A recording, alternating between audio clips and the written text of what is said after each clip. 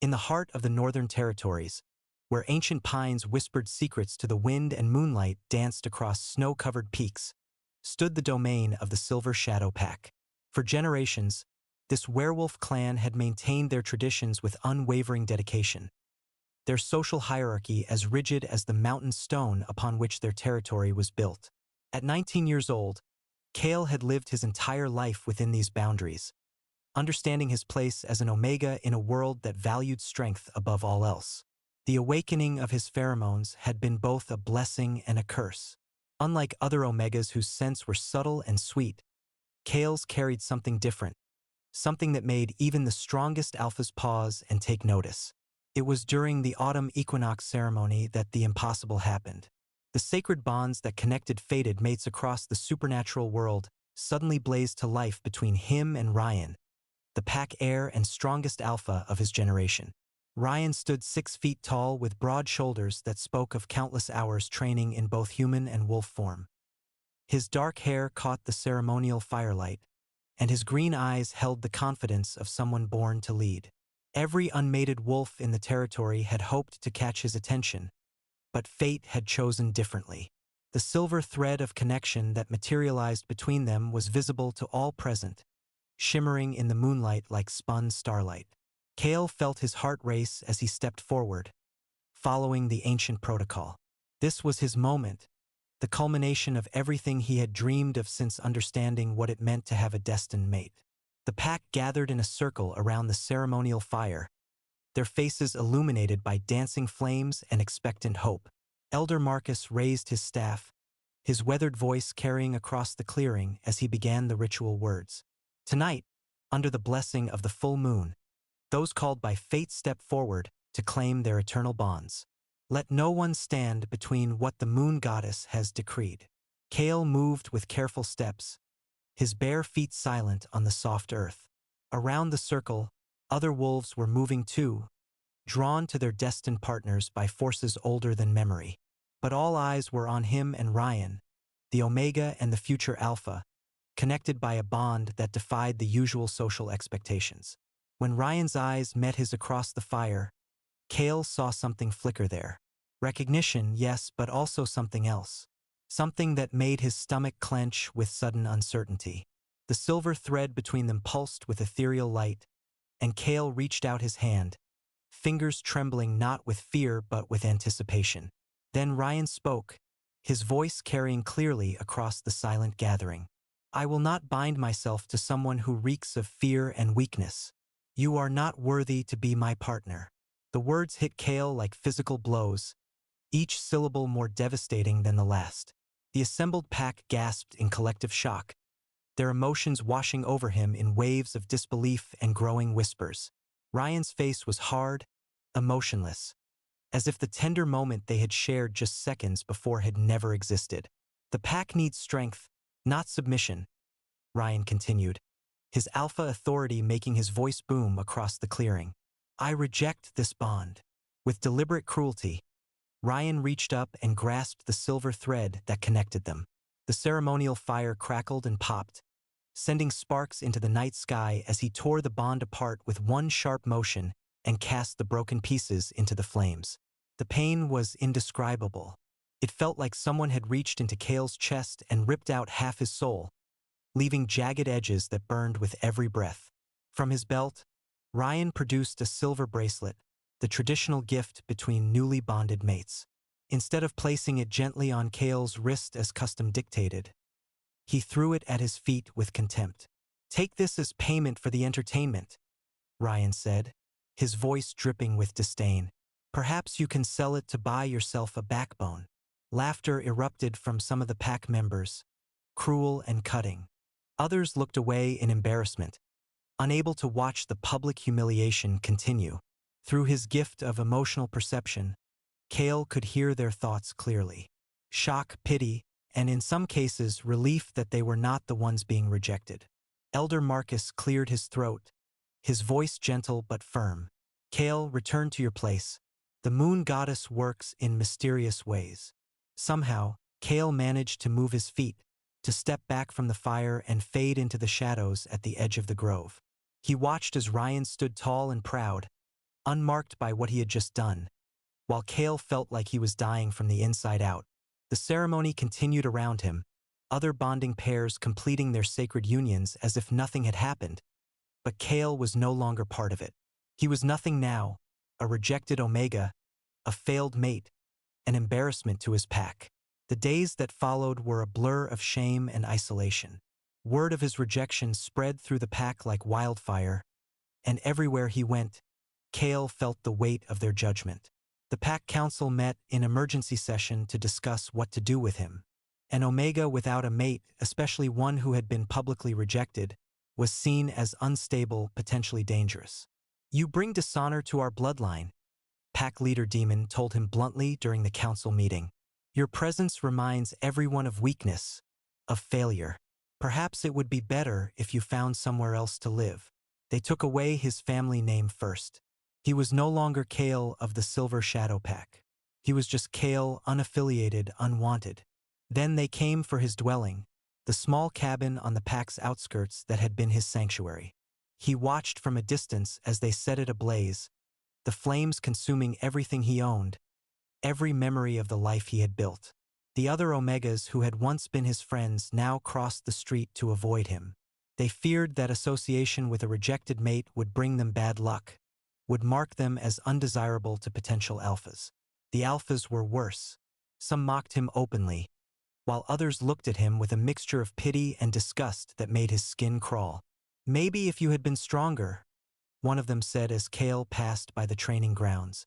"Maybe if you had fought for what you wanted instead of just standing there like a wounded deer." But what was he supposed to have done? Forced Ryan to accept a bond he didn't want? Begged him to reconsider while the entire pack watched? The laws of fated mates were clear. Both parties had to willingly accept the bond. He couldn't make Ryan want him. After a week of this treatment, Kael made the only choice he had left.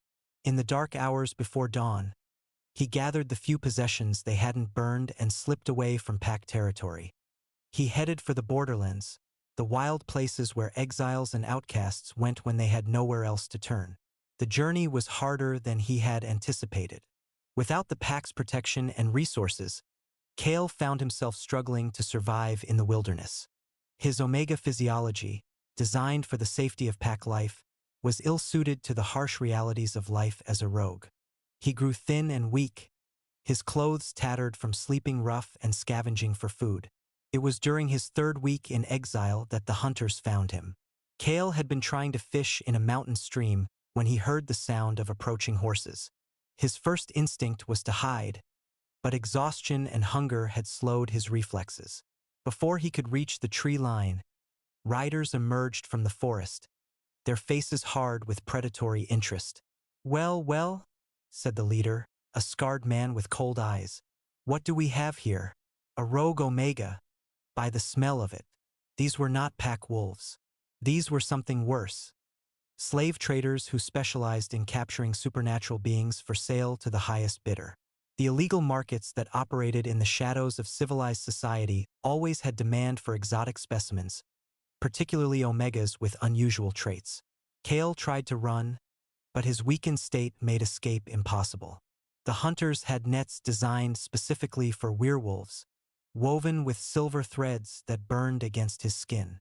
Within minutes, he was bound and helpless, loaded into a cage on the back of their wagon like an animal. The journey to the auction house took 3 days, during which Kael was given barely enough food and water to keep him alive. The other captives in the wagon were a mix of supernatural beings. A few other werewolves, some fey folk, and creatures he couldn't identify. All of them bore the same expression of resigned despair. The auction house was located in the ruins of an old castle, its stone walls blackened with age and neglect. The slave market operated under the cover of darkness, serving clientele who preferred to conduct their business away from the scrutiny of civilized society. Demons, dark fae, rogue vampires, and other creatures of the night gathered to bid on the evening's offerings. Kael was cleaned and dressed in simple slave's clothing before being led onto the auction block. The auctioneer, a greasy man with filed teeth, began his pitch with practiced enthusiasm. "Ladies, gentlemen, and esteemed creatures of the night, we have something special for you this evening. a purebred werewolf Omega, recently rejected by his fated mate. The bond never consummated, which means his natural Omega abilities remain intact and available to his new owner. The bidding started immediately. Kael stood frozen on the platform, trying to block out the voices discussing his attributes as if he were livestock. The humiliation was almost worse than the rejection had been. At least Ryan had acknowledged him as a person before destroying him. Here, he was nothing but a commodity. The bids climbed higher and higher, with several interested parties driving up the price. A demon lord with glowing red eyes seemed particularly interested, as did a vampire countess whose beauty was as cold as winter frost. But it was a third figure who ultimately won the auction, his quiet voice cutting through the chaos with aristocratic authority. 5,000 gold, the voice said, and the auction house fell silent. Kael looked up to see a tall, elegant man standing at the back of the crowd. Even from a distance, he could tell this was a vampire, but unlike any he had ever seen. Where most vampires carried an aura of predatory hunger, this one exuded calm control. His dark hair was pulled back in a precise style, and his clothing spoke of old money and older power. When their eyes met across the crowded room, Kael felt a strange sense of recognition, though he was certain they had never met. Sold to Lord Lysander of the Northern Reach, the auctioneer announced, his voice filled with obsequious respect. The next few hours passed in a blur of paperwork and preparations. Kael found himself cleaned again, given better clothes, and handed over to his new owner like a purchased horse.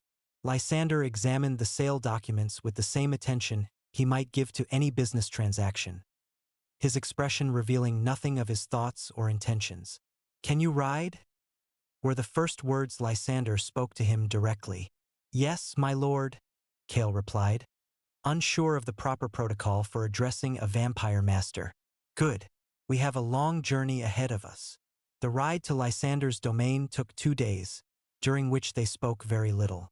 Kael rode a gentle mare while Lysander led the way on a magnificent black stallion. They traveled through increasingly remote territory, past abandoned villages and through forests that seemed untouched by civilization. The landscape grew more beautiful and more isolated with each mile. Lysander's castle stood on a cliff overlooking a valley filled with perpetual mist. The structure was ancient but well-maintained, its Gothic architecture speaking of centuries of careful preservation. As they approached the main gate, Kael could see extensive gardens and outbuildings, all maintained in perfect condition despite the remote location. "Welcome to Raven's Hollow," Lysander said as they dismounted in the courtyard. "This will be your home for the foreseeable future." Home. The word felt strange after weeks of homelessness and uncertainty. Kael followed his new master through halls lined with portraits of long-dead nobles and into a study filled with books that looked older than civilization itself. The room smelled of leather and parchment, with an underlying scent that was purely Lysander, something like midnight and winter wind. "I suppose you're wondering what I intend to do with you," Lysander said, settling behind an enormous oak desk. "The truth is, I'm not entirely certain myself. I purchased you on impulse, which is unusual for me." Kael remained standing, unsure whether he was expected to sit or speak. In the pack, Omega Protocol was clear, but he had no idea what was expected of him here. "I live alone," Lysander continued, apparently unbothered by Kael's silence. "I have for the better part of 3 centuries. I conduct research, maintain extensive correspondence with scholars across the continent, and occasionally deal in rare artifacts. What I don't have is an assistant who can help with the more mundane aspects of daily life." He stood and moved to a window that looked out over the misty valley below. "I require someone who can read, write, and think independently. Someone who won't bore me with constant chatter or cower every time I enter a room. From what I observed at the auction, you possess a certain dignity despite your circumstances. That suggests intelligence and inner strength." Kael found his voice at last. "What would my duties be, my lord?" "Initially, basic household management. Eventually, if you prove capable, I would train you in more complex tasks. Research assistance, translation work, perhaps some basic magical theory." Lysander turned back to face him, In return, you would have food, shelter, clothing, and protection. You would also have access to my library, which contains knowledge that most scholars would kill for. It was more than Kael had dared hope for. After the rejection and the slave market, he had expected nothing but degradation and abuse. Instead, he was being offered something approaching a real life. "I accept, my lord," he said simply. "Excellent. Helena will show you to your quarters and explain the basic household routines. We'll begin your training tomorrow." Helena turned out to be a middle-aged woman who served as the castle's housekeeper. She was human, but clearly comfortable with her supernatural employer, treating both Lysander and Kael with brisk efficiency. She showed him to a small but comfortable room in the servants' quarters, complete with a bed, desk, and wardrobe. "Lord Lysander is a fair master," she told him as she provided him with basic supplies. "He asks for competence and discretion, nothing more. Don't lie to him, don't steal from him, and don't try to pry into his personal affairs, and you'll get along fine." That first night, Kael lay in an actual bed for the first time in weeks, staring at the ceiling and trying to process the dramatic changes in his circumstances. From pack heir's rejected mate to slave to vampire's assistant in the span of a month. It seemed impossible that this was his life now. But as strange as it was, he found he didn't mind the change. Lysander had treated him with more respect in one afternoon than Ryan had shown him in their entire acquaintance. There was something about the vampire's calm dignity that put him at ease, despite the vast difference in their power and status. The next morning began Kael's new life in earnest. Lysander proved to be an excellent teacher, patient but demanding. He started with basic tasks: organizing correspondence, maintaining the library's catalog system, and assisting with research into obscure historical topics. The work was engaging in ways that pack life had never been. "You have a good mind for this," Lysander observed after Kael successfully translated a passage from an ancient text. "Have you had formal education?" "Some," Kael replied. The pack maintained a school for the younger members, but Omega education was considered less important than Alpha training. "A waste," Lysander said flatly. "Intelligence is intelligence, regardless of secondary gender. We'll remedy that gap in your education."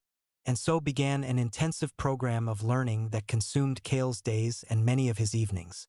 Lysander taught him languages both living and dead, introduced him to magical theory, and shared knowledge accumulated over centuries of study.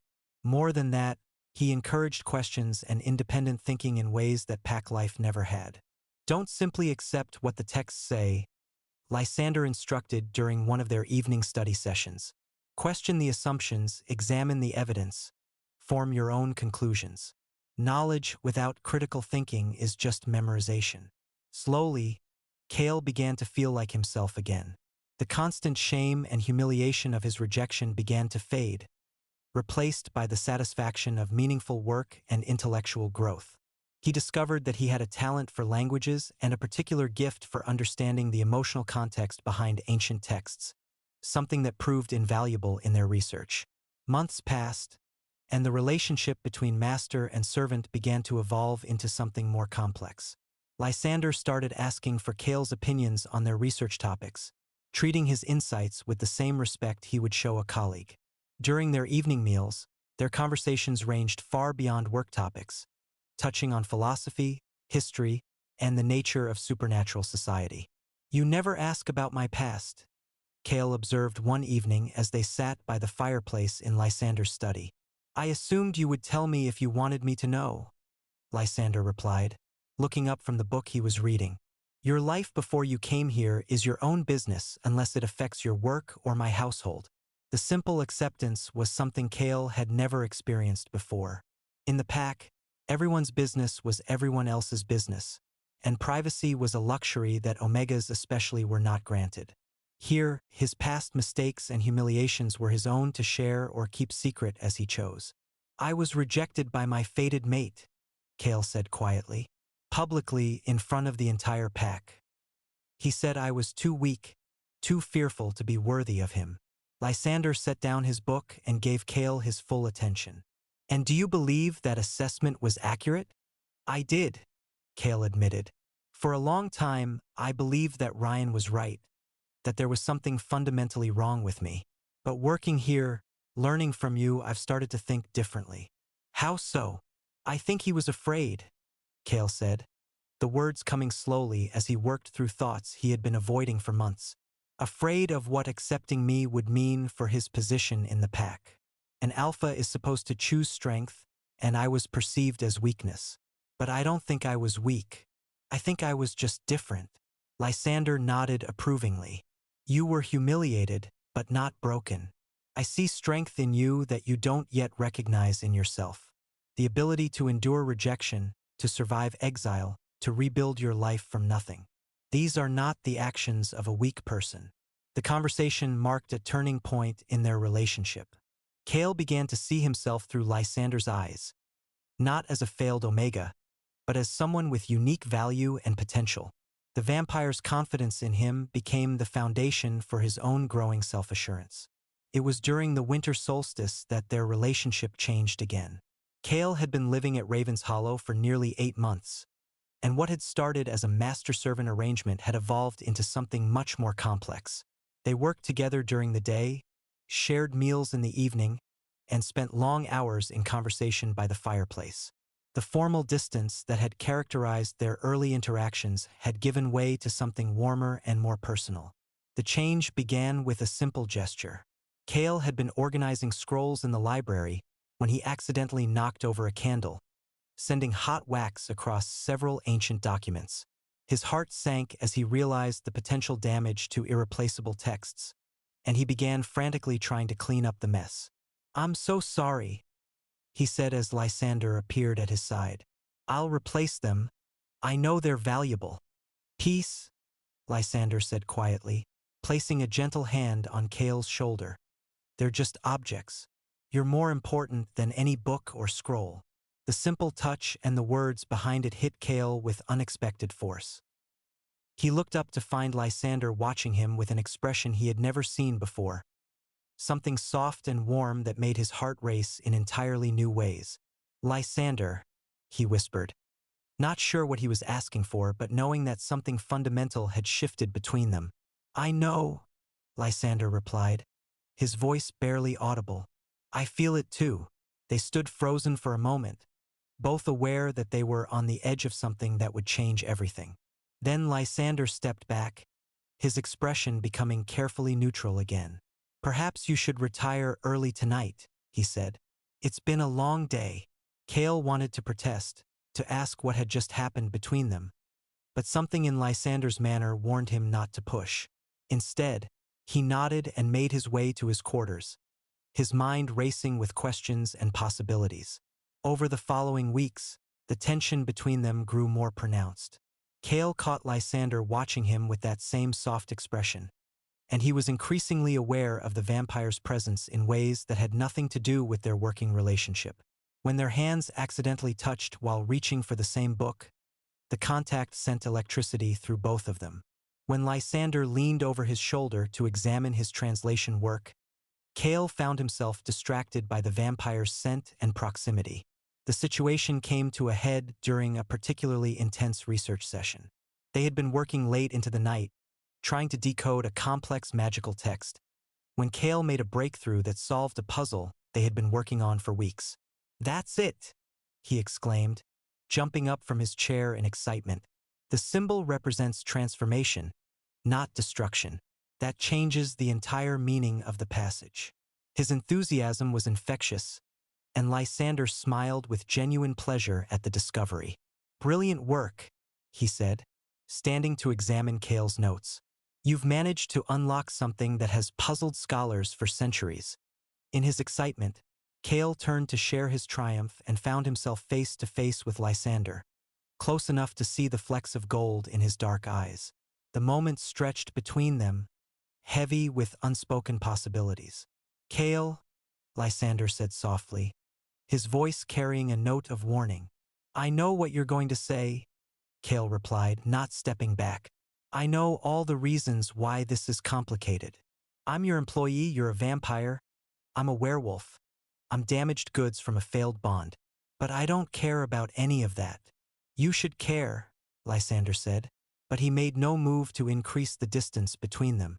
I could hurt you in ways you can't imagine. I'm not human, Kael.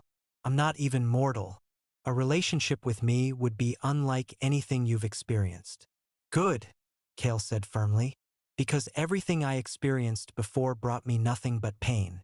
I want something different. I want something real. He reached up and placed his hand against Lysander's cheek, feeling the cool skin warm under his touch. I want you. The kiss that followed was gentle at first, almost hesitant, as if Lysander couldn't quite believe this was happening.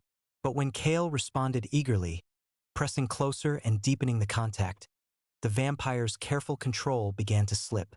His arms came around Kael's waist, pulling him closer, and the kiss became something desperate and hungry. When they finally broke apart, both were breathing hard despite Lysander's limited need for air. Are you certain? Lysander asked, his voice rough with suppressed desire. Once we cross this line, there's no going back. I won't be able to pretend that what I feel for you is merely professional interest. I've been certain for months, Kael replied. I was just waiting for you to realize it too. What followed was the most beautiful night of Kael's life. Lysander made love to him with a patience and reverence that left him speechless, treating his body like something precious rather than simply using it for physical pleasure. Through their connection, Kael could feel the vampire's emotions as clearly as his own. Desire, yes, but also tenderness, protectiveness, and something deeper that made his heart race with joy. Mine, Lysander whispered against his throat as they moved together in perfect rhythm. My wolf, my heart, my choice. Yours? Kael agreed, arching beneath him as pleasure built to impossible heights. Always yours. In the morning, Kael woke in Lysander's arms feeling more complete than he ever had before. This wasn't the desperate pull of a fated bond, but something he had chosen freely, something that belonged to both of them equally. No regrets. Lysander asked, his fingers tracing lazy patterns on Kael's bare skin. None, Kael said, meaning it completely. Only that it took us so long to get here. Lysander pressed a kiss to the top of his head. I love you, Kael. I know it's soon to say it, but I've lived long enough to recognize the real thing when I find it. I love you too, Kael whispered, feeling the truth of it resonate through every fiber of his being. Their relationship transformed from that point forward. They were still scholar and assistant during working hours, but in private they were lovers and partners. Lysander showed him wonders he had never imagined. Other realms accessible through magical portals, artifacts that held the power of ancient civilizations, knowledge that had been lost to the world for centuries. But more than that, he showed Kael that he was worthy of love exactly as he was. Not stronger, not different, not improved in any way, but simply himself, with all his supposed weaknesses and strange gifts. It was during the spring that they encountered their first major challenge as a couple. Kael had been exploring the ruins of an old temple about an hour's walk from the castle when he heard the sound of someone crying. Following the sound, he found a small figure huddled in the shadow of a broken wall. A child, perhaps 8 or 9 years old, with cuts on his arms and terror in his dark eyes. The boy was unlike any being Kael had seen before. His appearance was almost human, but something about him suggested otherworldly heritage. When he moved, shadows seemed to follow him like loyal pets, and his eyes held depths that spoke of magic and mystery. Hey there, Kael said softly, crouching down to the child's level. Are you hurt? The boy looked up at him with eyes too old for his face. Are you going to hurt me too? He asked in a voice barely above a whisper. No, Kael said firmly. I'm not going to hurt you. My name is Kael. What's yours? Finn, the boy said after a moment of hesitation.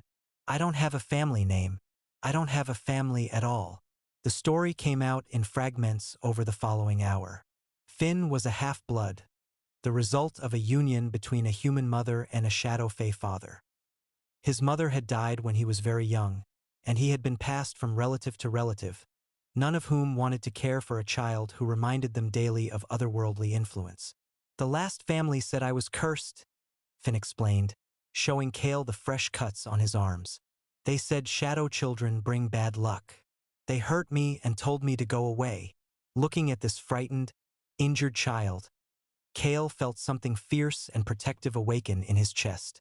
Well, they were wrong, he said firmly. You're not cursed, and you don't bring bad luck. You're just different, and different doesn't mean wrong. You really think so? I know so. Come on. Let's get those cuts cleaned and see about getting you something to eat. Kael brought Finn back to the castle, expecting to have to convince Lysander to let him stay temporarily. But when he explained the situation, the vampire's response surprised him. He can stay, Lysander said immediately, kneeling down to examine Finn's injuries with gentle hands. Shadow Fae children are rare and often misunderstood. It would be a crime to let him suffer for something he had no control over. Really? Finn looked between them with hope beginning to replace the fear in his eyes. I can stay here? If you want to, Kael said. We can't offer you a traditional family, but we can offer you safety and care and people who won't hurt you for being different. That night, as they settled Finn into a room near theirs, Lysander pulled Kael aside. Are you certain about this? He asked quietly. Caring for a child is a significant responsibility. I'm certain, Kael said without hesitation. Lysander, I know what it's like to be rejected for things you can't help. I won't let that happen to him if I can prevent it. And what if his presence here attracts attention? Shadow Fae have enemies, and not all of them will be impressed by our good intentions. Then we'll protect him, Kael said simply. All of us together. Lysander studied his face for a long moment, then smiled. You continue to surprise me, my heart. Yes, we'll protect him. All of us together. Finn brought light into their lives in ways Kael hadn't expected. His initial fear gradually gave way to curiosity and then to genuine joy as he realized that they truly meant to keep him safe. He was incredibly intelligent, absorbing knowledge like a sponge and asking questions that kept both Lysander and Kael on their toes. Why do people fear Shadow Fae? He asked one evening as the three of them sat by the fire, Lysander reading aloud from a book of fairy tales. Because they don't understand them, Lysander explained patiently. Shadow Fae have abilities that seem strange to those who live entirely in the light. Some people fear anything they don't understand. But you're not afraid of me? No, we're not, Kael said, pulling him closer against his side. We think your abilities are interesting, not frightening. Can you show us? Lysander asked gently. Only if you want to, of course. Finn looked between them uncertainly, then seemed to make up his mind. He held up his hand and slowly, shadows began to gather around his fingers like living smoke. With careful concentration, he shaped them into small figures. A wolf, a bird, a flower, each one perfectly detailed despite being made of nothing but darkness. That's incredible, Kael breathed, watching the shadow wolf pad across Finn's palm. You're an artist, Finn. Your gift is beautiful. You think so?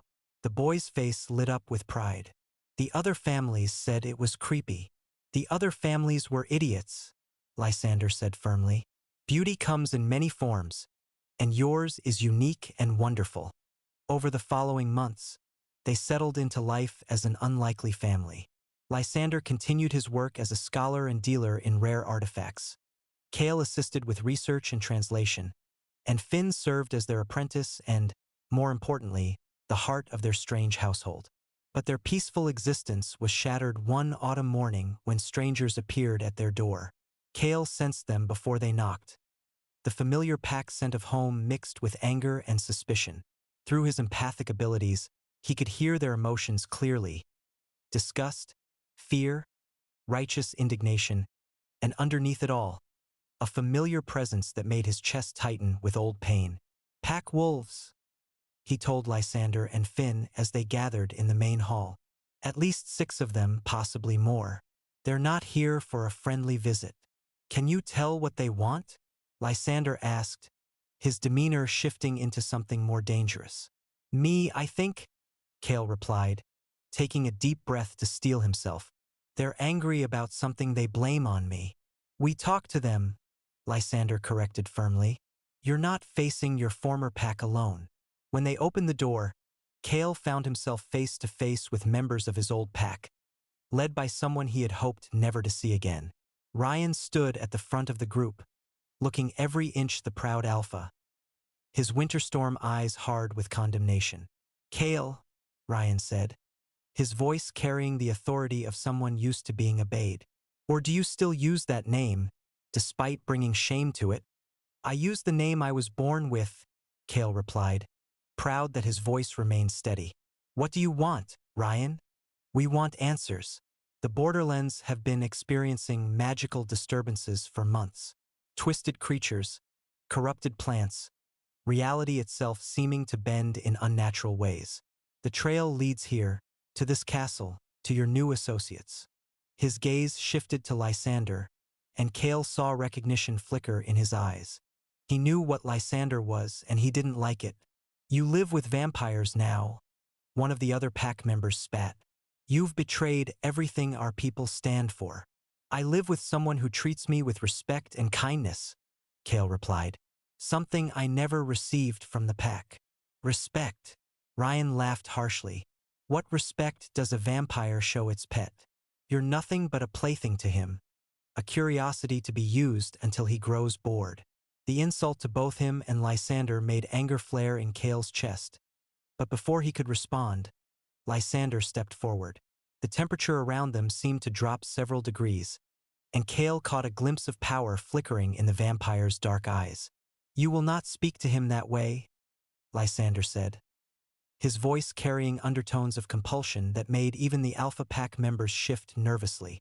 Kael is my chosen partner, my equal in all things, and he deserves respect from anyone who enters my domain. Chosen partner? Ryan's expression twisted with something that might have been jealousy. You mean claimed property? Vampires don't form bonds. They take what they want and discard it when they're finished. You seem to be confusing vampires with werewolf alphas, Lysander replied coolly. I chose Kael and he chose me in return. Neither of us was coerced, neither of us was desperate, and neither of us settled for less than we deserved. The barb hit its mark. Ryan's face darkened with rage, and several of the pack members behind him growled low in their throats. You've corrupted him, Ryan snarled. Turned him against his own kind with your dark magic. I didn't turn him against anything, Lysander said. Your pack managed that all on their own when they cast out one of their most valuable members for the crime of being rejected by a coward. How dare you? How dare I what? Tell the truth. Lysander's power was becoming more visible now, shadows wreathing his hands as his calm facade began to crack. You rejected your fated mate, publicly humiliated him in front of his entire community, and then allowed that community to exile him for your failure. And now you have the audacity to come here and suggest that he's the one who chose betrayal. The confrontation might have escalated into violence, but Finn chose that moment to appear in the doorway behind them. The pack members reacted to his presence with visible alarm. Shadow Fae were the stuff of nightmares to most werewolves. Kael, Finn's voice was small and frightened. Are these the bad people who hurt you before? Not all of them, Kael said gently, kneeling down to the boy's level. Some of them, yes, but don't worry. They're not going to hurt any of us. The child is shadow-touched. One of the pack members whispered, and Kael heard the fear in his voice. The corruption is spreading. First the Omega consorting with vampires. Now they're harboring monsters. He's not a monster, Kael said, standing and placing a protective hand on Finn's shoulder. He's a little boy who needed a home and people who would care for him. We gave him both. This ends now, Ryan declared, his alpha authority making his voice carry across the clearing.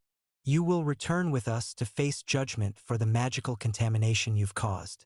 The vampire will be banished from Packlands, and the shadow creature will be dealt with according to ancient law. Ancient law? Kael felt ice form in his veins. You mean you want to kill him? Shadow creatures are abominations that corrupt everything they touch. It would be a mercy. The protective rage that swept through Kael was unlike anything he had ever experienced. This sweet, intelligent child who had brought so much joy into their lives. They wanted to murder him simply for existing. No, Kael said, and his voice carried power he didn't know he possessed. You will not touch him. You will not threaten him. And you will leave our home immediately. Your home. Ryan stepped closer, trying to use his size and alpha presence to intimidate him. You have no home, Omega. You were cast out, rejected, abandoned. You're nothing but a stray that a vampire decided to keep as a pet. I am more than I ever was when I lived among the pack, Kael replied, meeting his gaze steadily. I have work that matters, love that fulfills me, and a family that chooses me freely. What do you have, Ryan? A pack that fears you more than they respect you? A leadership built on intimidation rather than inspiration? A life so empty that you have to travel for days just to hurt someone who never wronged you? Through his empathic gift, Kael could hear Ryan's emotions clearly now. Rage? Yes, but also pain and regret and a loneliness that matched what he had felt during his own exile. Ryan had made his choice at the bonding ceremony, but it hadn't brought him the satisfaction he had expected. I made the right choice, Ryan said, but there was doubt in his voice. The pack needs strong leadership. The pack needs wise leadership, Kael corrected. Strength without wisdom is just brutality. And brutality is what you're proposing now. The murder of a child whose only crime is being different. It's not murder. It's protection. Whose protection? The pack is miles away from here. Finn has never set foot on pack lands, has never threatened anyone, has never done anything but try to survive in a world that hates him for circumstances beyond his control. Kael stepped forward, no longer the timid Omega who had been broken by rejection. You want to kill him because his existence makes you uncomfortable. That's not protection, that's cowardice. The words hit Ryan like physical blows, and Kael saw him flinch. Around them, the other pack members were shifting nervously, clearly uncomfortable with the direction the confrontation was taking. The magical disturbances. One of them began hesitantly. Have nothing to do with us, Lysander interrupted. I've been monitoring the magical climate of this region for months. The disturbances you're experiencing are coming from the northern mountains, not from this castle. There's an old nexus point there that's becoming unstable. If you want to solve your problem, that's where you need to look. You're lying. I'm a 300-year-old vampire who has made the study of magic his life's work, Lysander replied dryly. You're a werewolf who probably doesn't know the difference between active magic and residual traces. Which of us do you think is more qualified to make this assessment? The truth of his words was obvious to everyone present, but Ryan wasn't ready to back down. His pride and his prejudices were too deeply entrenched. Even if that's true, he said, it doesn't change what you are, what all of you are. Unnatural, wrong, a corruption that needs to be cleansed. If we're so unnatural, Kael asked quietly, then why are we happy? Why do we care for each other, protect each other, love each other? Why does our home feel more like a family than your pack ever did? The question caught Ryan off guard. Through his gift, Kael felt the Alpha's confusion, his inability to reconcile his prejudices with the evidence in front of him. They weren't the monsters he had expected to find. They were just people who had found each other and chosen to build something beautiful together. Because vampires are skilled at deception, Ryan said finally, but the conviction was gone from his voice. Is that what you see when you look at us? Kael asked. Deception? Or do you see what you lost when you made your choice at the bonding ceremony? I lost nothing, Ryan snapped. I made the right choice for my pack. Did you? Or did you make the choice that felt safer? The choice that didn't require you to be vulnerable, to open your heart, to risk being hurt. Kael studied his face, seeing the pain Ryan was trying so hard to hide. I know what it feels like to be afraid, Ryan. But courage isn't the absence of fear. It's doing what's right despite the fear. And you think running away to live with vampires was courageous? I think building a new life from nothing was courageous. I think opening my heart to love again after being rejected was courageous. I think protecting a child who has no one else was courageous. Kael glanced back at Lysander and Finn, drawing strength from their presence. But most of all, I think choosing love over hate, acceptance over prejudice, and hope over despair was courageous. The silence that followed was heavy with unspoken emotions. Kael could feel the conflict raging within Ryan, his alpha training warring with his personal desires, his prejudices battling against the evidence of his own eyes. "This isn't over," Ryan said finally, but the threat sounded hollow. "The pack will not tolerate this corruption on our borders." "Then the pack will have to learn tolerance," Lysander said firmly, "because we're not going anywhere. This is our home, and we will defend it against anyone who threatens our family." "Family?" Ryan's voice was bitter. "You call this aberration a family?" "Yes," Kael said simply, "because that's what it is.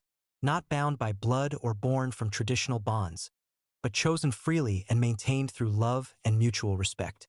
It's not the family I expected to have, but it's the one I choose every day." As if to emphasize his words, Finn stepped forward and took Kael's hand, his small fingers interlacing with his. The gesture was simple but powerful. A child choosing his protector, demonstrating the bonds that held their unusual household together. "We choose each other," Finn said quietly, his young voice carrying surprising strength. "Every day we choose to be a family. Isn't that what love is supposed to be?" The innocence and wisdom in his words seemed to pierce through even Ryan's defenses. For a moment, his harsh expression softened, and Kael caught a glimpse of the man he might have been if fear and pride hadn't ruled his choices. But the moment passed quickly as Ryan reasserted his alpha persona. "You have 1 week," he said. 1 week to leave this territory and take your family with you. If you're still here after that, we'll consider you a hostile threat and act accordingly." "We're not leaving," Kael said calmly. "This is our home. We've built a life here, and we're not abandoning it because of threats from people who have no authority over us." "Then you've chosen your fate." Ryan turned to leave, then paused and looked back at Kael. I had thought perhaps there was still time to salvage something from the bond we once shared. But I can see now that the corruption runs too deep." "There never was a bond between us," Kael replied. "You made sure of that. What you're mourning isn't what we had. It's what you threw away." After the pack left, the 3 of them stood together in the doorway, watching the wolves disappear into the forest. Kael felt drained by the confrontation but also strangely liberated. He had faced his past and stood up to it, had defended the life he had chosen without apology or compromise. "Are they really going to come back and hurt us?" Finn asked, his voice smaller than usual. "They might try," Lysander said honestly. "But if they do, we'll be ready for them." "How can we be ready for a whole pack?" Kael asked. "There are only 3 of us." 3 of us with very particular skills," Lysander corrected. "You can sense their intentions before they act on them. I have magic powerful enough to level mountains if necessary. And Finn has abilities they don't understand and can't predict." "You really think we can defend ourselves?" "I think we can do more than that," Lysander said, his dark eyes glowing with fierce determination. "I think we can show them that different doesn't mean wrong, that chosen families can be just as strong as blood families, and that love is more powerful than hate. And if we can't convince them, then we protect what matters most to us," he said simply. "By any means necessary." The week that followed was tense but productive. Lysander began teaching both Kael and Finn defensive magic, skills that could help them protect themselves and each other if violence became unavoidable. Kael worked on expanding his empathic abilities, learning to project emotions as well as read them, while Finn practiced controlling his shadow powers with increasing sophistication. But more than preparing for conflict, they used the time to strengthen the bonds between them. They talked about what their family meant to each of them, what they were willing to sacrifice to protect it, and what kind of future they wanted to build together. "I've never had a real family before," Finn told them one evening as they sat together by the fire. "Not one that wanted me around. I thought there was something wrong with me." "There's nothing wrong with you," Kael assured him.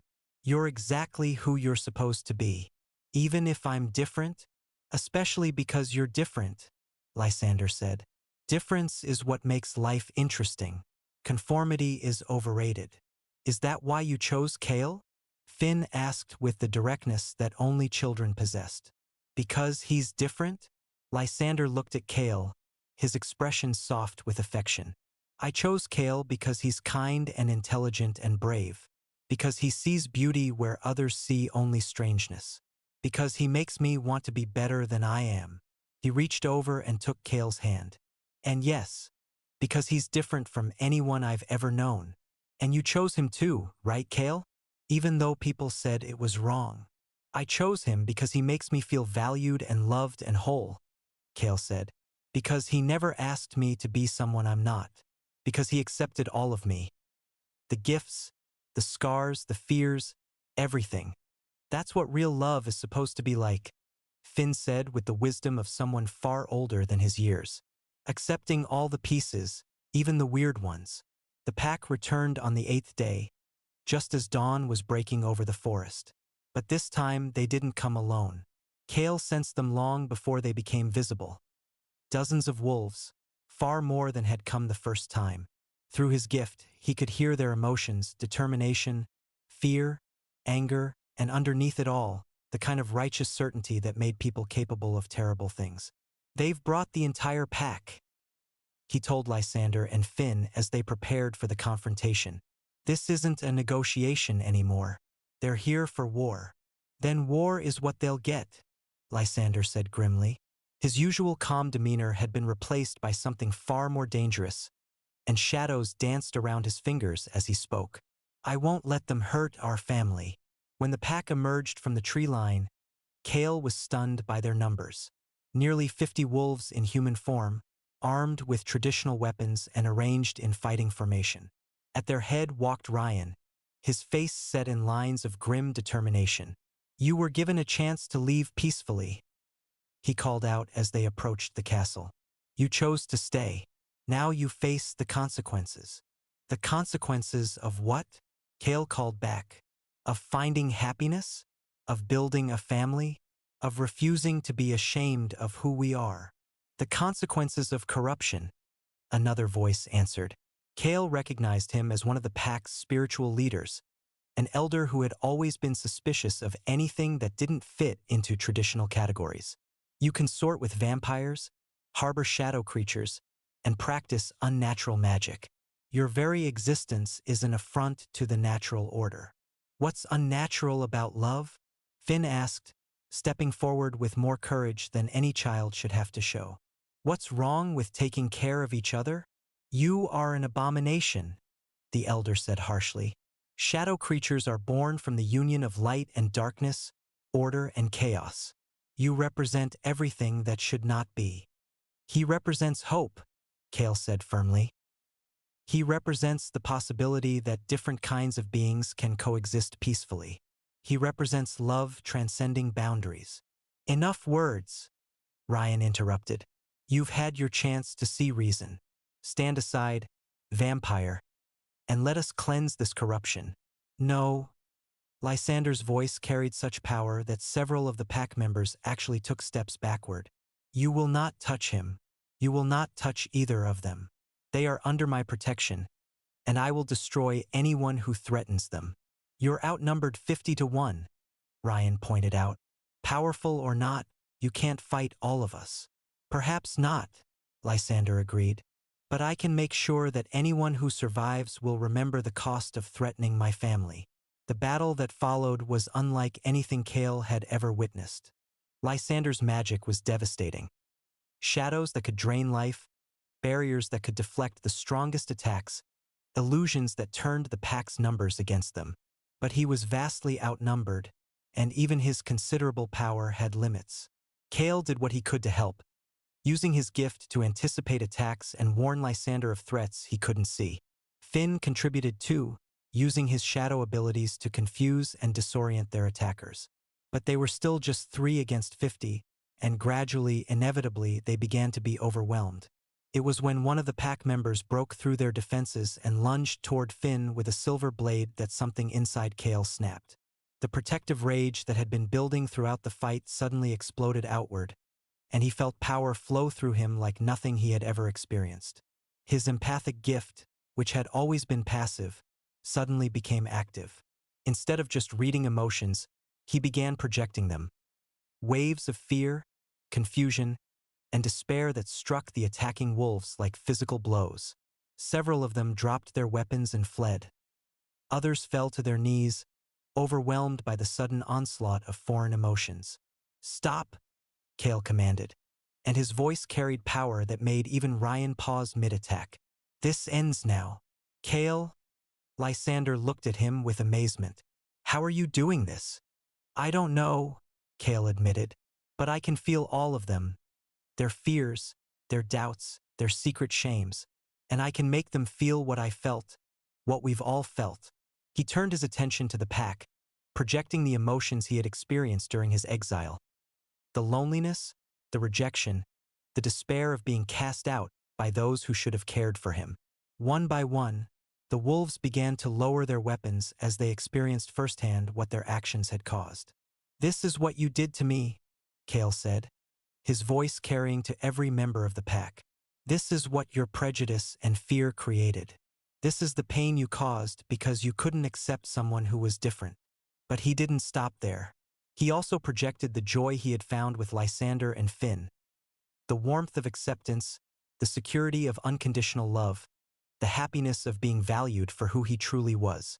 He let them feel what it was like to be part of a family that chose each other daily, that supported each other through difficulties, that celebrated each other's differences instead of fearing them. "And this is what you could have," he continued. "This is what love looks like when it's not constrained by tradition or prejudice. This is what family feels like when it's built on acceptance rather than conformity." The effect on the pack was profound. Many of them were weeping openly, overwhelmed by the intensity of the emotions Kael was sharing. Others looked around with new understanding, seeing their companions not as part of a unified force, but as individuals with their own fears and desires. But Ryan, whether through alpha stubbornness or genuine resistance to Kael's power, remained standing. "Enough," he snarled, raising his weapon. "I won't be swayed by vampire magic and Omega manipulation." "This isn't magic," Kael said sadly. "This is truth. This is what you threw away when you rejected our bond. This is what you've been missing all these years." "I chose strength over weakness," Ryan insisted. "I chose the good of the pack over personal desire." "You chose fear over love," Kael corrected. "And fear has made you into something your pack doesn't even recognize anymore." To prove his point, Kael projected Ryan's emotions outward, letting the other pack members feel what was really driving their alpha. Not noble dedication to duty, but terror of vulnerability, fear of being seen as weak, and a loneliness so profound it was like a physical wound. The reaction was immediate and devastating. Several pack members stepped away from Ryan, their expressions shifting from loyalty to pity. Others began to question out loud whether following him into this fight had been the right choice. "You see," Kael said gently, "he's not the strong leader you think he is. He's a frightened man who has spent so long hiding his fears that he's forgotten how to be anything else." "Stop," Ryan whispered, and for the first time since Kael had known him, his voice broke. "Please, just stop." Kael could have continued. He could have destroyed Ryan completely, laid bare every secret shame and hidden weakness until he was broken beyond repair. But as he looked at him, really looked at him, he saw not the alpha who had rejected him, but a man who had been trapped by his own fears for so long that he had forgotten what it felt like to be free. "I forgive you," Kael said quietly, and he meant it. "I forgive you for the rejection, for the pain, for trying to destroy the happiness I found after you threw me away. But I won't let you hurt my family." The power he had been wielding gradually subsided, leaving him exhausted but strangely at peace. Around them, the members of the pack were picking themselves up, looking around with the confused expressions of people waking from a shared dream. "The corruption we spoke of," one of them said slowly. "I don't see it. I see love. Real love, freely given and freely received. Maybe we were wrong. Maybe different doesn't always mean dangerous," another added. Ryan looked around at his pack, his followers who were now questioning everything he had taught them, and Kael saw something break inside him. Not his spirit, but the rigid control that had been strangling his heart for so long. I was wrong, he said, his voice barely audible. About all of it. About you, about what strength really means, about what the pack needs. He looked directly at Kael. I was a coward, and I made you pay for my cowardice. I hurt you because I was too scared to admit that I loved you. I led my pack here to hurt your family because I was too proud to admit that I had made a mistake. He dropped his weapon and fell to his knees. I have no right to ask, but can you ever forgive me? Looking down at him, this man who had once seemed so powerful and intimidating, Kael felt the last of his anger fade away. Ryan wasn't his enemy anymore. He was just someone who had been trapped by his own limitations until they had nearly destroyed everything good in his life. I already have, Kael said. But Ryan, forgiveness doesn't mean forgetting. It doesn't mean pretending that what happened didn't matter. And it doesn't mean I'm coming back. I know, Ryan said. I wouldn't ask that of you. You found something here that I could never give you. Something I was too broken to even understand. He looked over at Lysander and Finn. They're your real family now. Yes, they are. Ryan nodded slowly, then stood and turned to address his pack. We're leaving, he announced. There's no corruption here. No threat to our lands or our people. There's just a family trying to live in peace, and we have no right to disturb that. But Alfa, one of the younger pack members, protested. The elders said. The elders were wrong, Ryan said firmly. And so was I. We came here looking for monsters and found only love. That should tell us something about our own hearts. As the pack began to disperse, preparing to return to their own territory, Ryan approached Kael one last time. I want you to know, he said quietly, that seeing you happy, it means everything to me. I destroyed our bond because I thought it would make me stronger, but all it did was make me empty. You deserve the love you found here. You deserve love too, Kael told him. Real love, with someone who sees all of you and chooses you anyway. But you'll never find it until you stop being afraid of your own heart. Maybe someday, Ryan said with a sad smile. But for now, I need to learn how to be the kind of leader my pack actually needs, not the kind I thought they wanted. After the pack was gone, the three of them stood together in the clearing around their castle, processing what had just happened. The confrontation that they had feared would destroy them had instead revealed strengths they didn't know they possessed and confirmed the depth of the bonds between them. That was incredible, Finn said, his eyes shining with admiration. Kael, I didn't know you could do that with your gift. Neither did I, Kael admitted. I think it was something that only became possible because I had something worth protecting. The power of love, Lysander said, wrapping his arms around both Kael and Finn. It's the oldest magic in existence, and often the strongest. Are they really gone for good? Finn asked. Or will they change their minds and come back? I don't think they'll be back, Kael said. But even if they are, we'll be ready. We're stronger together than any of us are alone. Speaking of being together, Lysander said, his tone becoming more formal, there's something I've been wanting to discuss with both of you. Kael and Finn looked at him curiously. Kael and I have been bonded in all but the most official sense, he continued. We love each other. We've committed to building a life together, and we've sworn to protect and care for each other. But there's never been a formal ceremony, a public declaration of our choice. Kael's heart began to race as he realized where Lysander was going with this. I know that vampire bonding customs are different from werewolf traditions, Lysander said, taking Kael's hands in his. But I want everyone to know that what we have is real and permanent. I want to make it official. Are you asking me to marry you? Kael asked, hardly daring to believe it. I'm asking you to be my partner in every sense of the word, Lysander said. To bind our lives together formally and completely. To make the family we've created official and recognized. What about me? Finn asked, and Kael could hear the worry in his voice. Would I still belong here? You would be our son, Lysander said firmly. Not by blood, but by choice. If you want that. I want that more than anything, Finn whispered, tears of joy streaming down his face. Then yes, Kael said, his own eyes filling with tears. Yes, I want to marry you. I want to make this official. I want the whole world to know that we chose each other. The ceremony they planned was unlike anything that had ever been performed before. It combined elements from vampire bonding traditions, werewolf pack customs, and rituals from Finn's shadow heritage, creating something entirely unique to their family.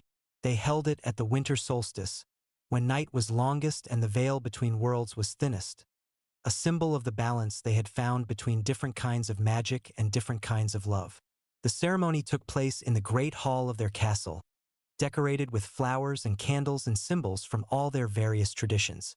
There were no guests in the traditional sense. They had no family or friends to invite, no community that fully accepted all of them. But the castle itself seemed to approve of their union, and even some of the forest's more magical residents appeared at the windows, drawn by the power of the emotions they were sharing. I choose you, Kael said to Lysander as they stood together beneath the ancient rafters. Not because fate decreed it, but because you showed me what love really looks like. You gave me a home when I had none, purpose when I felt worthless, and a family when I thought I would always be alone. I choose you, Lysander replied, because you brought light into a life that had grown dark with loneliness, because you showed me that strength comes in many forms, and the gentlest heart can be the bravest of all. They exchanged rings forged from metals that had been touched by both starlight and shadow, symbols of the different worlds they came from and the new world they were creating together. Then they turned to Finn, who was practically vibrating with excitement. And we choose you, they said together, as our son, our family, our heart. We promise to love you, protect you, and support you as you grow into whoever you're meant to become. I choose both of you too, Finn said solemnly. As my fates, my family, my home. I promise to love you and help you and make our family proud. The moment the final vows were spoken, something shifted in the air around them. It wasn't magic exactly, but it was power of a different kind. The power of commitment freely given, of love consciously chosen, of family deliberately created. It's done, Lysander said softly. We're officially a family now. We were always a family, Kael corrected. Now we just have the paperwork to prove it. That night, as they celebrated their new status with a feast prepared from Finn's favorite foods and Lysander's most prized wines, Kael reflected on the journey that had brought them to this point. A year ago, he had been a broken Omega with no home, no hope, and no future. Now he was a married man with a family he adored and work that fulfilled him. Any regrets? Lysander asked as they sat together watching Finn play with his shadow creatures, their forms dancing in the firelight. Only that it took us so long to make it official, Kael said. Only that I waited so long to find you, Lysander replied. But perhaps that's the point. Perhaps we both needed to become who we were meant to be before we could recognize each other. Do you think Finn feels the same way about belonging here? As if summoned by their conversation, Finn looked up from his play and smiled at them with pure joy. I can hear you talking about me, he said with the uncanny perception that children sometimes possessed. And yes, I feel like I belong here. For the first time in my life, I feel like I'm exactly where I'm supposed to be.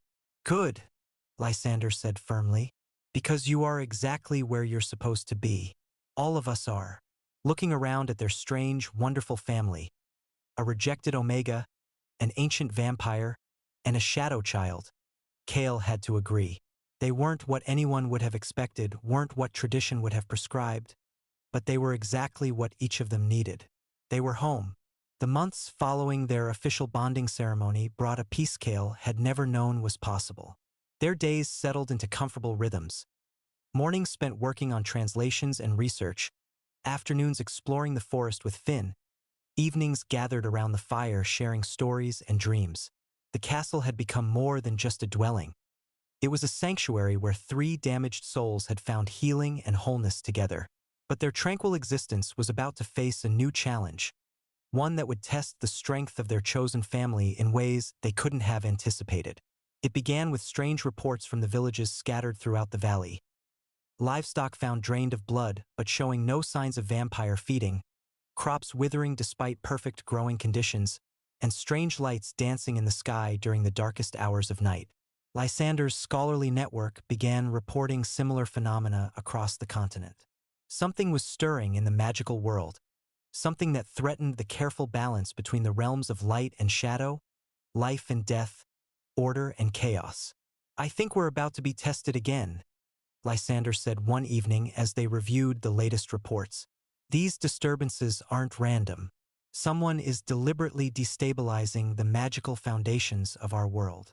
"Do you have any idea who?" Kael asked, though he suspected he already knew the answer. "Several possibilities, none of them pleasant. There are entities that exist in the spaces between worlds, beings that would benefit from increased chaos and confusion. And there are always mortals who believe they can control forces beyond their understanding." As if summoned by their conversation, Finn appeared in the doorway, his young face pale with the strain of another prophetic dream. "They're coming," he said simply. "The ones who want to tear down all the barriers between worlds. They've been watching us, waiting for the right moment to strike." "When?" Lysander asked, already moving toward his collection of defensive artifacts. "Soon," Finn replied. "Maybe tonight, maybe tomorrow, but soon."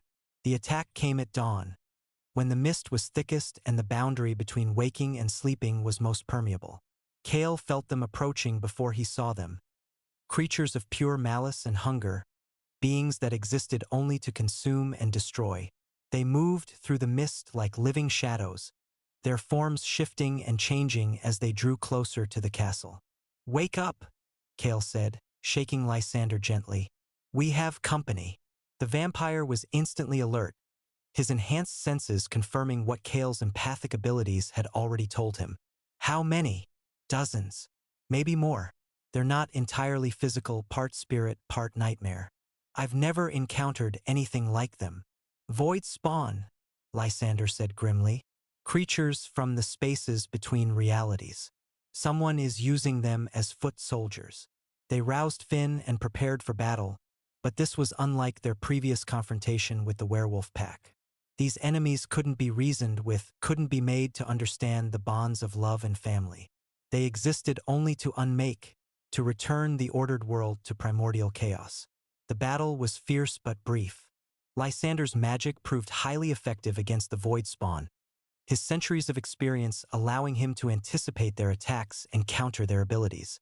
Kael used his empathic powers to disrupt their coordination, while Finn's shadow magic proved surprisingly effective at binding and banishing the creatures. But even as they fought off the immediate threat, Kael could sense something larger stirring in the distance. This attack had been a test, a probing strike to gauge their defenses. The real assault was yet to come. "We can't stay here," Lysander said as they surveyed the damage to their home. "They know where we are now, and they'll keep coming until they wear us down." "Where would we go?" Kael asked. "And why are they targeting us specifically?" "Because of what we represent," Finn said with the wisdom that sometimes surprised them all. "We're living proof that different kinds of beings can coexist peacefully, that love is stronger than hate, that chosen families are as valid as blood ones. If their goal is to create chaos and division, then we're a direct threat to their success." The realization hit Kael like a physical blow. Their happiness, their peaceful existence, had made them a target. By simply living their lives and loving each other, they had become symbols of everything their enemies wanted to destroy. "Then we fight," he said simply. "We don't run, we don't hide, and we don't let them destroy what we've built. We stand together and we fight." "Are you certain?" Lysander asked. "This won't be like facing the werewolf pack. These enemies won't be swayed by emotional appeals or demonstrations of love. They want to unmake everything we are." "Then we'll have to be stronger than they are," Kael replied. "All of us together." And so began the most difficult period of their lives together. The attacks came regularly now, each one more sophisticated than the last. Void spawn, corrupted spirits, and twisted amalgamations of different magical creatures all sought to breach their defenses and destroy their family. But with each attack, their bond grew stronger. They learned to fight as a unit, anticipating each other's moves and covering each other's weaknesses. Kael's empathic abilities evolved further, allowing him to create protective barriers of pure emotion that could turn aside even the most determined assault. Lysander's magic became more precise and devastating, shaped by his desire to protect those he loved. And Finn's shadow powers grew in ways that amazed them all, as if his mixed heritage was finally coming into its full potential. More importantly, they discovered they weren't alone in this fight. Other families like theirs, other communities of outcasts and misfits, were also under attack. Gradually, they began to form alliances, sharing information and resources, supporting each other through the darkest moments. The final confrontation came on the anniversary of their wedding, as if their enemies had chosen the date deliberately to maximize the symbolic impact of their victory. But instead of facing the assault alone, Kael, Lysander, and Finn found themselves at the center of a network of allies that stretched across the continent. Werewolves who had chosen love over tradition, vampires who had rejected the old ways of dominance and submission, fae who had turned their backs on the ancient courts, and humans who had embraced the magical world despite the dangers it represented. All of them had come together to defend something precious: the right to choose their own families, to love who they wanted to love, and to build communities based on acceptance rather than fear. The battle was epic in scope, spanning multiple realms and involving forces that hadn't been seen in centuries. But in the end, it wasn't superior firepower or magical might that won the day. It was the same force that had sustained Kael through his rejection and exile, that had brought him and Lysander together, that had created their family with Finn. Love, freely given and fiercely protected. As the dust settled and their enemies retreated to whatever dark corners of reality they had emerged from, Kael found himself standing in the ruins of their castle, surrounded by the family he had chosen and the allies they had made. The building could be rebuilt, the artifacts could be replaced, but the bonds between them had only grown stronger through the trial. "We did it," Finn said, his voice filled with wonder. "We actually did it." "We did," Lysander agreed, pulling both of them close. "And we'll keep doing it, for as long as it takes." "Keep doing what?" Kael asked, though he thought he already knew the answer. "Keep proving that love is stronger than hate, that choice is more powerful than obligation, that the families we create are just as valid as the ones we're born into." Lysander smiled at him, and despite the destruction around them, Kael felt nothing but hope for the future. "Keep being who we are, together." And that's exactly what they did. They rebuilt their home, stronger and more beautiful than before. They continued their work, their research, their quiet acts of love and acceptance. They raised Finn to be proud of his heritage and confident in his place in the world. And they opened their doors to others who needed what they had found. A place where being different was not just tolerated but celebrated, where love in all its forms was honored, and where everyone could find their own version of family. Years passed, and their story spread throughout the supernatural world. Not as a fairy tale with a neat ending, but as a living example of what was possible when beings chose love over fear, acceptance over prejudice, and hope over despair. They faced new challenges, welcomed new members into their extended family, and continued to grow and change together. And sometimes, late at night, when the three of them sat together by the fire, Kael would think back to that terrible night when Ryan had rejected him in front of the entire pack. He would remember the pain, the humiliation, the crushing despair that had nearly destroyed him. But he would also remember that those dark moments had been the beginning of his real life, the catalyst that had led him to Lysander and Finn and the love that had transformed them all. "Any regrets?" Lysander would ask, as he had on their wedding night and countless times since. "None," Kael would reply, and mean it with every fiber of his being. "Not a single one," because sometimes the most beautiful love stories are the ones that begin with rejection and end with acceptance, that start with despair and bloom into hope, that prove that the families we choose can be just as powerful as the ones we're born into.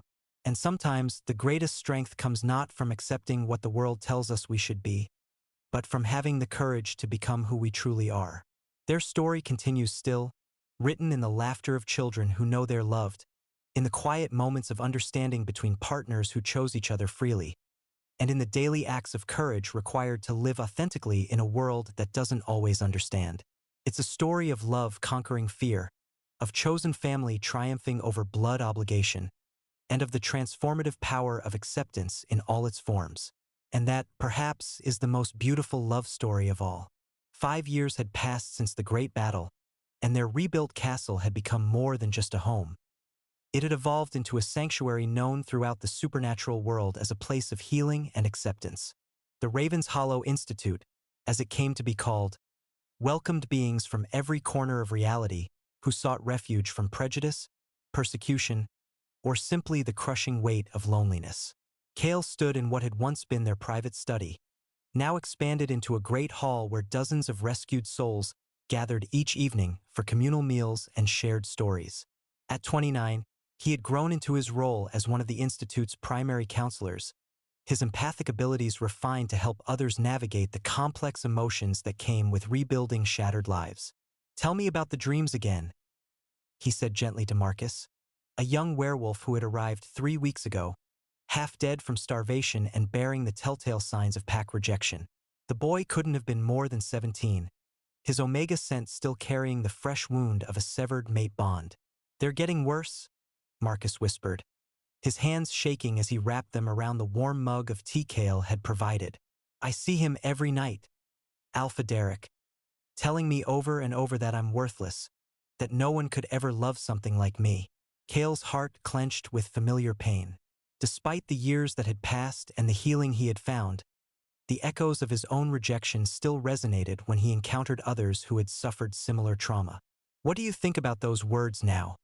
In the daylight, when you're surrounded by people who care about you?" I know they're not true," Marcus said slowly. "Everyone here has been so kind, so accepting. But at night, when I'm alone with my thoughts, the wounds feel fresh again," Kael finished. "I understand. I was rejected by my fated mate too, publicly humiliated in front of my entire pack. For months afterward, I believed every cruel word he had spoken about me." Marcus looked up with surprise. "You were rejected? But you're so confident, strong. How did you?" "I learned that the opinions of those who cast us out say more about their fears than our worth," Kael said, settling into the chair across from the young Omega. "I found people who saw value in me that I couldn't see in myself. And gradually, I began to believe them instead of the voices that had told me I was worthless." Their conversation was interrupted by the sound of approaching footsteps.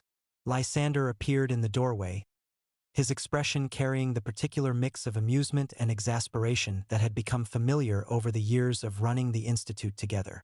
"The Thornfield pack is here," he announced. "All 12 of them, including 3 injured fighters and what appears to be a very pregnant Omega. They're requesting sanctuary." Kael rose immediately.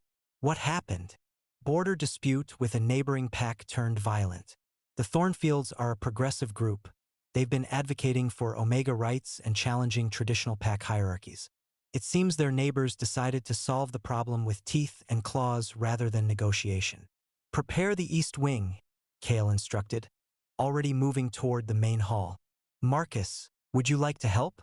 Sometimes the best way to heal our own wounds is to help others with theirs." The young Omega nodded eagerly, falling into step beside them. Over the years, they had discovered that involving their residents in the care of newcomers created a powerful cycle of healing and growth.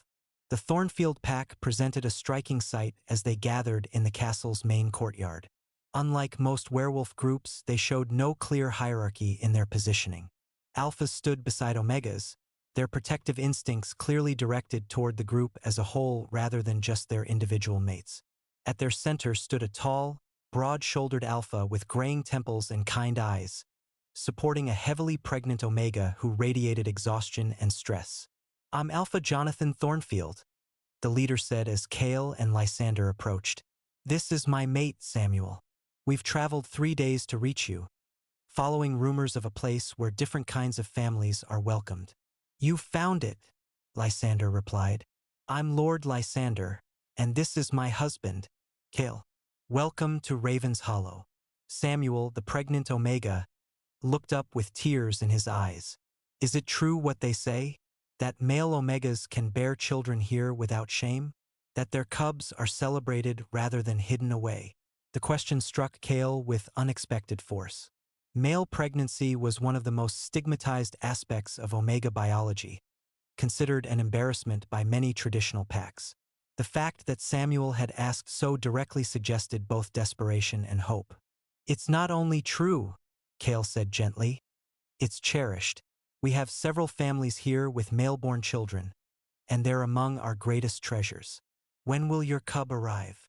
"Soon," Samuel said, one hand pressed protectively to his swollen belly. "Perhaps within the week. I've been so frightened. Our old pack said such horrible things about Omegas who carry children. They said it was unnatural, that the cubs would be cursed. The only curse would be denying a child the love of their parents." Finn's voice carried across the courtyard as he approached their group. Now 18 and tall like his adoptive father, he had grown into his role as one of the Institute's most effective ambassadors to the younger residents. His shadow abilities had matured as well, allowing him to sense emotional distress from great distances. "Finn," Kael said with a smile, "meet the Thornfield pack. They'll be staying with us while Samuel prepares for his delivery." Finn's expression softened as he looked at the exhausted group. "You're safe now," he said simply. "All of you. We'll make sure you have everything you need." As they helped settle the Thornfield pack into their temporary quarters, Kael reflected on how much their lives had changed since those early days when it had been just the three of them. The Institute now housed over 100 residents at any given time, with some staying for weeks, others for years, and a few who had made Ravenshollow their permanent home.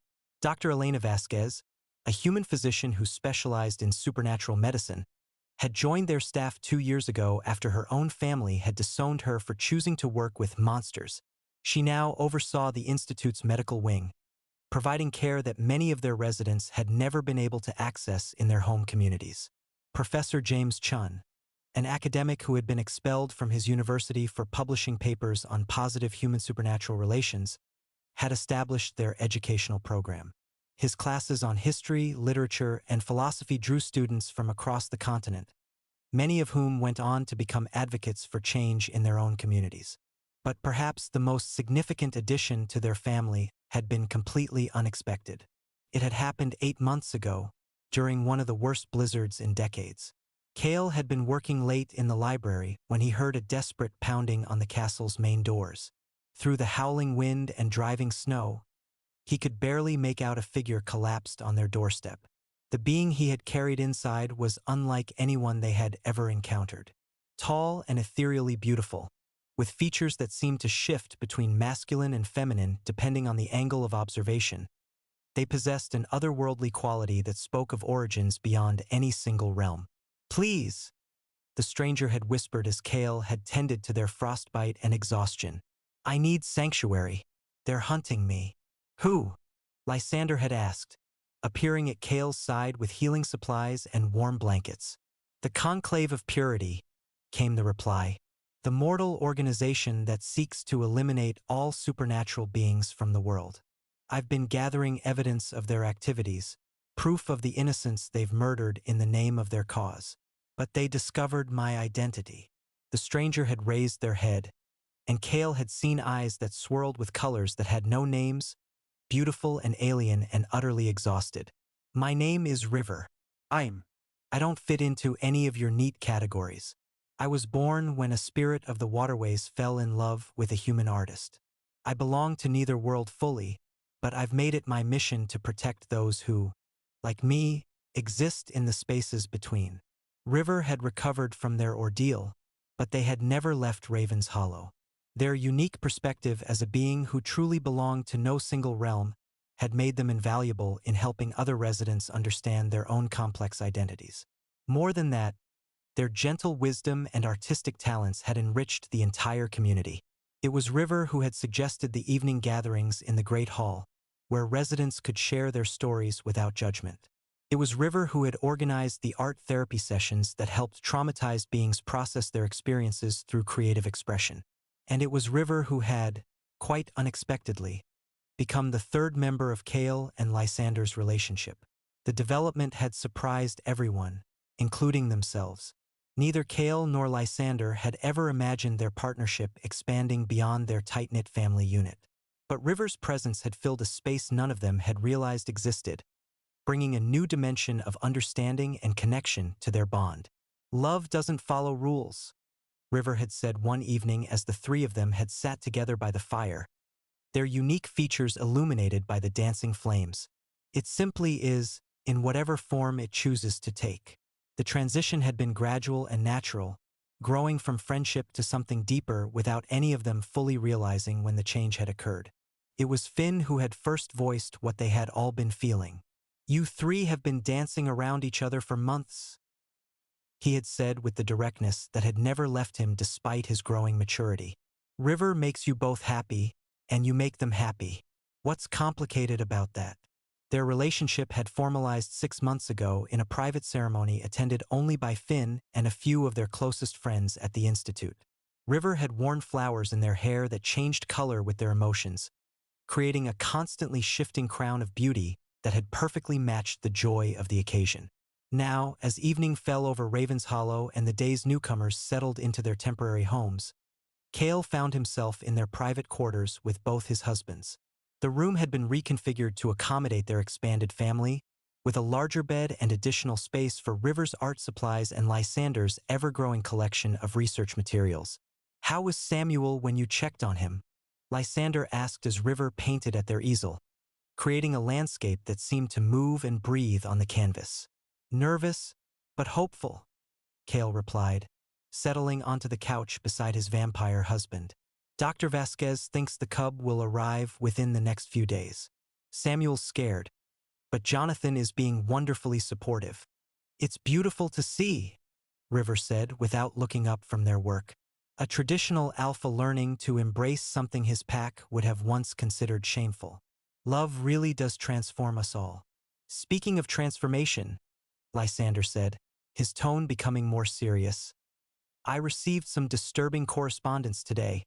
There are reports of a new organization forming, one that specifically targets mixed families like ours." Kael felt a familiar chill run down his spine. "What kind of organization?" "They call themselves the Order of Natural Law. Unlike the Conclave of Purity, which focuses on eliminating supernatural beings entirely, this group specifically targets relationships and families that cross traditional boundaries. Same-sex couples, interspecies partnerships, chosen families rather than blood relations." River's brush stilled on the canvas. "I've heard whispers of them in my correspondence with other safe havens. They believe that the growing acceptance of diverse family structures is a threat to the natural order of things." "How immediate is the threat?" Kael asked, though he was already thinking about the security measures they would need to implement to protect their residents. "Unknown," Lysander admitted. "But given our visibility and the symbolism we represent, I think we have to assume we're on their list of targets." The conversation was interrupted by a soft knock on their door. Finn's voice carried through the wood, urgent but controlled. "We have a situation. Samuel's gone into labor, and there are complications." They rushed to the medical wing, where they found Dr. Vasquez working frantically over the laboring Omega. Jonathan paced nearby, his alpha instincts clearly screaming at him to protect his mate, but his modern sensibilities keeping him from interfering with the medical team's work. "What's wrong?" Kael asked quietly, not wanting to add to the tension in the room. "The cub is positioned incorrectly," Dr. Vasquez replied without looking up from her patient. "In a traditional pack setting, this would likely result in the loss of both parent and child. But we have options here that they never would have had access to." What followed was several hours of careful medical intervention, with Dr. Vasquez using a combination of modern medical techniques and supernatural healing abilities to safely deliver the child. When the first cry finally echoed through the medical wing, there wasn't a dry eye in the room. "A son," Dr. Vasquez announced, placing the squirming infant on Samuel's chest. "Perfect and healthy." The sight of the new family, Jonathan gazing at his mate and child with wonder, Samuel crying tears of joy and relief, the tiny cub already nuzzling against his birth father's chest, struck Kael with profound emotion. This was why they did this work, why they had built this sanctuary, so that love in all its forms could flourish without fear or shame. "He's beautiful," Kael whispered, approaching the bed with reverent steps. "What will you name him?" "Hope," Samuel said without hesitation. His name is Hope. The birth of Hope Thornfield became a turning point for the Institute in ways none of them had anticipated. Word spread quickly through supernatural communities about the male Omega who had successfully carried and delivered a healthy cub in safety and celebration. Within weeks, they were receiving requests for sanctuary from pregnant Omegas across the continent, many of whom had been cast out by their packs for the unnatural act of carrying children. "We're going to need to expand again," Lysander observed as they reviewed the latest batch of requests for sanctuary. "The East Wing is already full, and we have at least a dozen more families arriving within the month." "The valley to the north," River suggested, looking up from the letter they were reading. "It's been empty for decades, but the land is fertile and well-suited for construction. We could build a village there, connected to the main castle but independent enough to house entire communities." The idea was ambitious, but as they discussed it further, it began to seem not just feasible but necessary. The Institute had grown beyond what they had ever imagined, and their residents were beginning to form their own networks and relationships that extended beyond the original sanctuary. Construction began in the spring, with residents contributing their various skills to the project. Werewolf strength proved invaluable for heavy lifting, vampire speed allowed for rapid progress on detail work, and Fey magic helped with the more complex architectural challenges. Within 6 months, the village of Haven's Rest had taken shape in the northern valley, connected to Raven's Hollow by a winding path through the forest. The new community attracted attention from unexpected quarters. Academic researchers began requesting permission to study their social structures, curious about how such diverse populations managed to coexist peacefully. Progressive political leaders sought their input on legislation that would protect supernatural rights. Most surprisingly, they began receiving visitors from traditional supernatural communities whose leaders were beginning to question the old ways of doing things. It was during one such visit that Kael found himself face to face with a ghost from his past. He was working in the main hall, helping to coordinate the evening meal for their ever-growing population, when Helena, their longtime housekeeper, approached with an expression of concern. "There's someone here to see you," she said quietly. "Claims to be from your old pack. Says his name is Marcus, but he's not the young Omega we've been caring for." Kael's blood chilled. Marcus was a common name among werewolves, but the timing and circumstances suggested this was someone he had hoped never to see again. Marcus Ironwood had been Ryan's beta, his closest friend and advisor. He had also been one of the loudest voices calling for Kael's exile after the rejection. "Where is he?" Kael asked, already bracing himself for whatever confrontation was coming. "The formal receiving room. I've stationed guards nearby, just in case." Kael found Marcus exactly as he remembered him. Tall, broad-shouldered, with the kind of presence that spoke of unwavering loyalty to his Alpha. But there was something different in his bearing now, a weariness that hadn't been there 12 years ago. "Kael," Marcus said, rising from his chair as Kael entered the room. "Thank you for seeing me." "Marcus," Kael replied, keeping his voice neutral. "This is unexpected. What brings you to Raven's Hollow?" "I come bearing a message from Alpha Ryan," Marcus said, then paused, seeming to struggle with his words. "And a request that you probably won't want to hear." "I'm listening." Marcus took a deep breath. "The Silver Shadow Pack is dying, Kael. Not literally, but spiritually. Ever since that day at your castle, when your mate showed us what we had really become, we've been falling apart." Kael felt a mix of satisfaction and sorrow at the news. "I'm sorry to hear that." "Are you?" Marcus asked, and there was no accusation in his voice, only genuine curiosity. "Because you would have every right to celebrate our downfall." "I don't celebrate anyone's suffering," Kael said truthfully. "What's happening to the pack?" "The younger members are leaving. They say they can't respect leaders who would cast out their own for the crime of being different. The older members are questioning traditions they've followed for generations." "And Ryan?" Marcus paused again. "Ryan hasn't been the same since that confrontation. He's tried to change, tried to become the kind of leader you said the pack needed, but the damage was already done." "And what does this have to do with me?" "He's asked me to extend an offer," Marcus said, his words coming slowly as if he were still processing them himself. He wants to know if you would consider returning to the pack. Not as the rejected Omega you once were, but as an equal leader. He's proposing to restructure the entire pack hierarchy, to create a system based on merit and wisdom rather than biological destiny. The offer was so unexpected, so fundamentally opposed to everything Kael had believed about his former pack, that he couldn't immediately process it. He wants me to come back? He wants you to come back as co-alpha, Marcus clarified. Equal in authority, equal in respect. He believes that your experience, your wisdom, your ability to see beyond traditional boundaries is exactly what the pack needs to survive. Kael was quiet for a long moment, processing the magnitude of what Marcus was proposing. To return to the pack that had cast him out, not in humiliation but in triumph. To take the position that should have been his by right of his mate bond. To prove once and for all that he had never been the weak, worthless Omega they had believed him to be. I'm honored by the offer, Kael said finally, but I'm afraid I have to decline. Marcus looked surprised. You won't even consider it? I don't need to consider it, Kael replied. My life is here now. My family, my work, my purpose. I've built something more meaningful than I ever could have achieved within the constraints of pack life. But think of what you could accomplish, Marcus pressed. The changes you could make, the lives you could improve. You could transform the entire werewolf world from within. I'm already transforming the world, Kael said gently, just not in the way you expected. The work we do here, the families we support, the communities we build, they're creating ripples that extend far beyond these walls.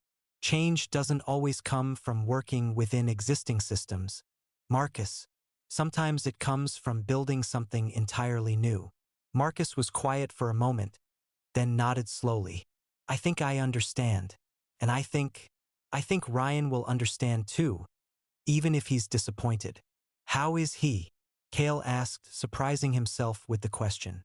Ryan, is he well? Lonely, Marcus said honestly. He never took another mate after rejecting you. Says he doesn't deserve the happiness he threw away. I think he still loves you in his way. I hope he finds peace, Kael said, and meant it. I hope he finds someone who can accept him as he is and help him become who he's meant to be. What about you? Marcus asked. Are you happy here? Kael smiled, thinking of Lysander and River, of Finn and all the lives they had touched over the years. I'm more than happy, he said. I'm fulfilled. As Marcus prepared to leave, he turned back one final time. For what it's worth, Kael, I'm sorry. For the way we treated you, for the things we said, for the pain we caused. You deserved better from us. Thank you, Kael said. That means more than you know. After Marcus left, Kael found himself walking through Haven's Rest, observing the evening routines of their extended community. Children of various species played together in the common areas, their laughter creating a soundtrack of pure joy. Adults shared meals and stories, forming friendships that would have been impossible in their communities of origin. Couples of every imaginable combination strolled hand in hand, their love celebrated rather than hidden. This was his legacy. Not the position he might have held in a traditional pack, not the authority he could have wielded over those who had once rejected him, but this community of healing and acceptance. This proof that love in all its forms could flourish when given the space to grow. He found Lysander and River in their favorite spot by the village fountain, watching the sunset paint the sky in shades of gold and crimson. Finn was with them, now a young man of 19 who had grown into his role as one of their most trusted advisors. How did the meeting go? Lysander asked as Kael settled beside them on the stone bench. As expected, Kael replied, leaning into his husband's familiar warmth. The pack wants me back. Co-alpha position, equal authority, chance to reshape werewolf society from within. And, River prompted, their ever-changing eyes reflecting the colors of the sunset. And I told them I already have everything I need right here. Finn grinned. Good. We can't spare you anyway. The Council of Realms is sending a delegation next month to discuss formal recognition of our sovereignty. And you're the only one who speaks all their languages. The Council of Realms was a relatively new organization, formed in response to the growing number of inter-realm communities like theirs. The fact that they were considering formal recognition of Raven's Hollow and Haven's Rest as an independent territory was a significant step toward broader acceptance of non-traditional supernatural societies. Besides, River added with a smile that shifted from mischievous to tender, "You're needed here." Hope Thornfield took his first steps today, and he was asking for his Uncle Kael. The image of the young cub, now 6 months old and growing strong under his parents' loving care, filled Kael's heart with warmth. Hope had become something of a symbol for their community, living proof that love and acceptance could create miracles. As the stars began to appear in the darkening sky, Kael reflected on the journey that had brought them all to this moment. From his rejection and exile to the building of a sanctuary that now housed hundreds of souls. From his lonely despair to a love that encompassed not just one partner but two. From his shame and self-doubt to a confidence that had transformed not just his own life but the lives of countless others. "I love you," he said quietly, speaking to all three of the people who had become his anchor in this world. "All of you. I love this life we've built together." "We love you too," they replied, almost in unison, and Kael felt the truth of it settle around him like a warm blanket.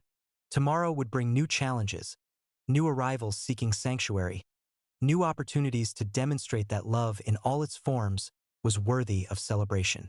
But tonight, surrounded by his chosen family and the community they had built together, Kael felt nothing but gratitude for the rejection that had set him on this path. Sometimes, he thought, the most beautiful stories begin with the worst possible endings. And sometimes, the greatest gift we can receive is the opportunity to prove that we are so much more than those who cast us out ever imagined we could be.